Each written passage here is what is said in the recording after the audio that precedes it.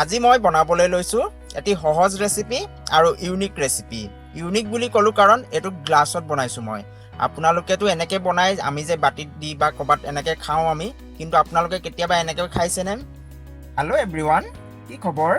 খাম খুৱাম শিকিম শিকাম উদ্দেশ্যলৈ আকৌ এবাৰ সকলোকে ৰোহন কিটচেনলৈ স্বাগতম জনাইছোঁ।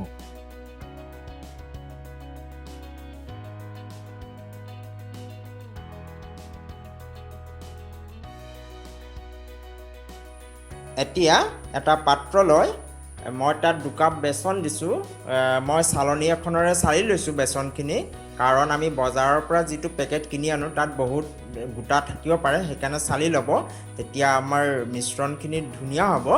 এয়া দেখিছে নহয় মোৰ কিমান ওলালে, সেইকাৰণে আপোনালোকক চালিবলৈ কৈছোঁ। আৰু লগতে আপোনালোকে এচামুচ নিমখ আৰু 1/4 হালধি পাউডাৰ আৰু আপোনালোকে 1 চিকুট হিং দি দিব, আৰু লগতে 1 চামুচ ভিনেগাৰ বা নেমু ৰস দিব, আপোনালোকে যিটো ল'ব বিচাৰে। লগতে আদা পিচি লোৱা 1/2 চামুচ আৰু চেনি 2 চামুচ দি দিব আৰু ভালকৈ মিলাই ল'ব।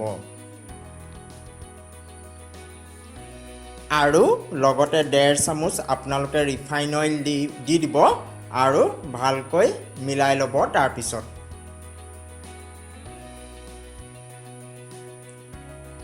এতিয়া আপোনালোকে 1 কাপ পানী, মোৰ 1 কাপতকৈ অলপ বেছি লাগিছে, কিন্তু পানীখিনি একেবাৰে কমকৈ দিব। অলপ দিব, তাৰপিছত আকৌ মিলাব, আকৌ দিব, আকৌ মিলাব। তেনেকৈ আপোনালোকে মিলাই যাব, কাৰণ আমাৰ তাত নহ'লে বাবল উঠি যোৱাৰ সম্ভাৱনা থাকে, সেইকাৰণে অলপ দি যাব, অলপ আকৌ মিলাই যাব। এয়া মই তেনেকৈ কৰি গৈ আছোঁ, এয়া দেখিছে নহয়। আৰু 10-15 মিনিটৰ কাৰণে আপোনালোকে ঢাকি ৰাখিব।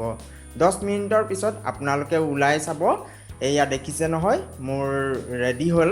এতিয়া আপোনালোকে তাত 1 চাহ চামুচ আপোনালোকে বেকিং ছ'ডা এড কৰি দিব।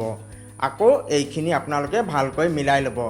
মিলাওঁতে আপোনালোকে এটা কথা মন কৰিব, আপোনালোকে যিটো পাকত মিলাই আছিলে, যদি সোঁফালে মিলাই আছিলে সোঁফালে মিলাব, যদি বাওঁফালে মিলাই আছিলে তেন্তে বাওঁফালেই মিলাব।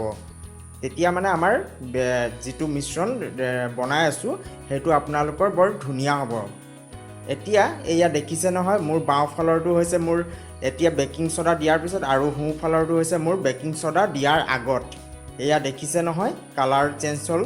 এতিয়া আপোনালোকে এখন কেৰাহীত পানী 1 গিলাচ আৰু ষ্টেণ্ডডাল দি ওপৰত ঢাকন এখন মাৰি দিব, আৰু আপোনালোকে পানীখিনি গৰম হওঁতে আপোনালোকে এতিয়া গ্লাছ 2টা লৈ ষ্টীলৰ, আপোনালোকে তাত ৰিফাইন দি চাৰিওফালে ভালকৈ মিলাই দিব।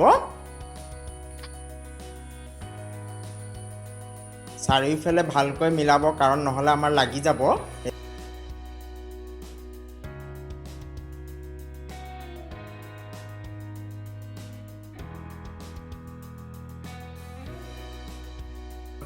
ৰেডি কৰি লোৱা মিশ্ৰণখিনি আপোনালোকে অলপকৈ দি, আপোনালোকে আধা গিলাচকৈ দিব, আধা, এয়া দেখিছে নহয় মই আধামানকৈ দিছোঁ, ফুলকৈ নিদিব। এতিয়া আপোনালোকে সেই যিটো পানী উতলিবলৈ পানীখিনি ৰেডি কৰি ৰাখিছিলে কেৰাহীখনত, এতিয়া প্লেট দি আপোনালোকে গিলাচ 2টা তাৰ ওপৰত বহুৱাই আপোনালোকে ওপৰত ঢাকন এখনেৰে 15 মিনিটমানৰ কাৰণে আপোনালোকে ঢাকি দিব। মাজতে এবাৰ চাই ল'ব, যদি পানী কমি যায় তেন্তে গৰম কৰি পানী আকৌ অলপ দি দিব। এয়া মোৰ ঢকলা ৰেডি। আপোনালোকে এটা টুথপিক বা কিবা এটাৰে ভৰাই আপোনালোকে চাব পাৰিব, যদি লাগি নাহে আপোনালোকৰ ঢকলা ৰেডি। এতিয়া কেৰাহী বহুৱাই তাত ৰিফাইন 1 চামুচ, তেল গৰম হ'লে আপোনালোকে তাত ৰাই 1/2 চামুচ দি দিব, লগতে কেঁচা জলকীয়া দি দিব, আৰু সেইখিনি অলপ ভাজি তাৰপিছত তাত নৰসিংহ পাতখিনি এড কৰি অলপ ভাজি ল'ব। ভজাৰ পিছত আপোনালোকে পানী এড কৰি দিব।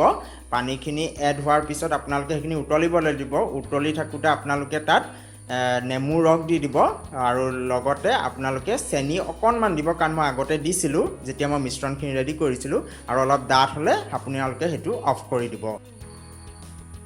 এতিয়া এখন চুৰিৰে আপোনালোকৰ সেই গিলাচত যিটো ৰেডি কৰি লৈছিলে ঢকলা, সেইটো আপোনালোকে চুৰিৰে চাৰিওফালে এৰুৱাই ল'ব, আৰু এনেকৈ হাতখনত দি ওপৰ পিনৰ পৰা মাৰি দিব। এনেকৈ বৰ ধুনীয়াকৈ ওলাই আহিব। এয়া দেখিছে নহয় মোৰ ধুনীয়াকৈ ওলাই আহিছে। এয়া দেখিছে কি ছফ্ট হৈছে, হয়নে? এনেকৈ মোৰ ছেকেণ্ড গ্লাছটো দেখিছে নহয়, বৰ ধুনীয়াকৈ ওলাই আহিছে। চ' মোৰ ঢকলা ৰেডি। এয়া আপোনালোকৰ ওচৰত দেখুৱাইছোঁ মই। এতিয়া আপোনালোকে ইয়াক মই কাটি দেখুৱাম এয়া চব কি ধুনীয়াকৈ কাট খাই গৈছে নহয়নে বাৰু গতিকে আৰু মই দৈ ইয়াত দৈ পৰা নাই ইনৌ পৰা নাই গতিকে কি ধুনীয়া হৈছে আপোনালোকে চব আপোনালোকে এতিয়া এটা আপোনালোকে এয়া চব কি ধুনীয়া একদম সফট হৈছে ন এতিয়া আপোনালোকে ইয়াৰ ওপৰত যিটো ৰেডি কৰি লৈছিলে টাৰকা সেইখিনি আপোনালোকে অলপ অলপকৈ দি দিব গোটেইখিনিতে তাৰপিছত আপোনালোকে খাই চাওক আৰু নিশ্চয় জনাব কমেণ্ট বক্সত কেনে পালে আজিৰ ৰেচিপিটো আৰু যদি ভাল লাগিলে লাইক কৰিব শ্বেয়াৰ কৰিব আৰু যদি কোনো সাবস্ক্ৰাইব কৰা নাই তেন্তে প্লিজ সাবস্ক্ৰাইব কৰি দিব আৰু কাষতে থকা বেল আইকনটো ক্লিক কৰি দিব যাতে আপকামিং ভিডিঅ'ৰ নটিফিকেশ্যনবোৰ পায় থ্যাংক ইউ